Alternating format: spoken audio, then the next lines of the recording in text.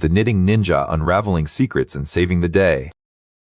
The sun had just risen over the small town of Willow Creek, casting a warm glow over the quaint streets and homes. Max, a curious and adventurous 12-year-old, was already up and getting ready for another exciting day. He lived with his parents in a cozy house on Elm Street, but his favorite place to be was at his grandma Agnes' house just a block away. Agnes was part of the infamous Knitting Grandmas group, a bunch of feisty and fashionable grandmothers who spent their days knitting colorful scarves, hats, and blankets while swapping stories and gossip at the local yarn shop. Max loved to visit Agnes and listen to her tales of adventure and bravery. As he walked into his grandma's house, he was greeted by the familiar aroma of freshly baked cookies and the sound of clicking knitting needles. "Good morning, sweetie," Agnes exclaimed, giving Max a warm hug. "I've got a special project I want to show you today."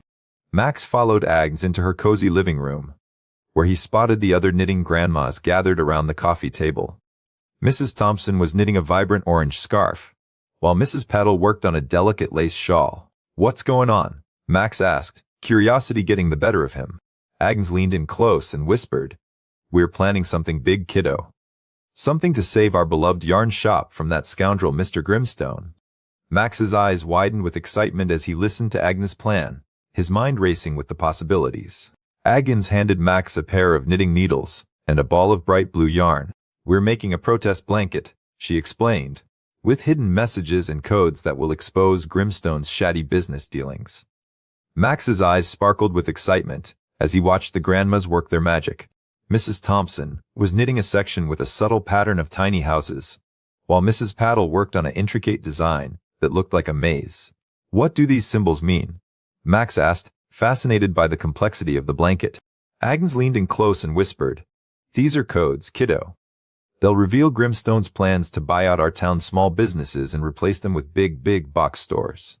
As they worked, the grandmas told Max stories about their own experiences fighting against injustice. Mrs. Thompson shared a tale of organizing a union in her factory days, while Mrs. Patel spoke of protesting for civil rights in India. The room was filled with laughter and determination as the knitting grandmas worked tirelessly to finish the protest blanket. Max felt proud to be part of this group of strong, clever women who were fighting for what they believed in. Suddenly, Agnes looked up at the clock and gasped. "We're running out of time," she exclaimed. "Grimstone's deadline is tomorrow, and we still have so much work to do." The knitting grandmas worked through the night, their needles clicking away as they frantically finished the protest blanket. Max helped where he could, his fingers moving quickly as he learned new stitches and patterns from the grandmas. Just as they were about to finish, a loud crash echoed outside. The lights flickered, and the room fell silent as Grimstone's goons burst in, trying to sabotage their efforts. But Max and the grandmas were ready.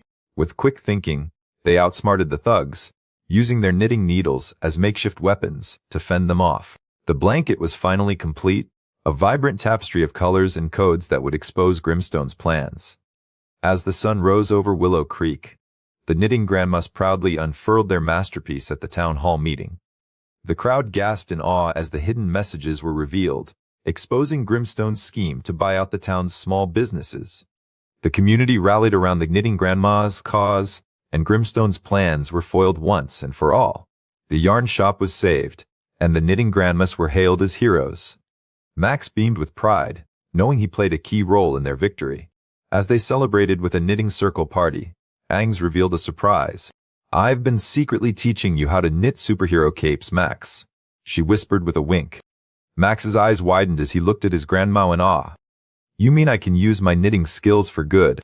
Agnes nodded, and the other knitting grandmas chuckled knowingly. "We've been waiting for the right moment to reveal our secret," said one of them with a twinkle in her eye. The party erupted into cheers and applause as Max realized he was part of something much bigger than himself. The Knitting Grandma's Community Center was born, where they would teach kids and adults alike how to knit and create positive change. Max became known as the Knitting Ninja, using his skills to help those in need. Together with the Knitting Grandmas, he created superhero capes for kids in hospitals, scarves for the homeless, and blankets for disaster relief efforts. The story concludes with a heartwarming scene of Max, Agnes, and the Knitting Grandmas knitting together, Surrounded by colorful yarns and the illage, even the smallest action sins can make a big impact. Thank you for watching. Thanks for watching my short story.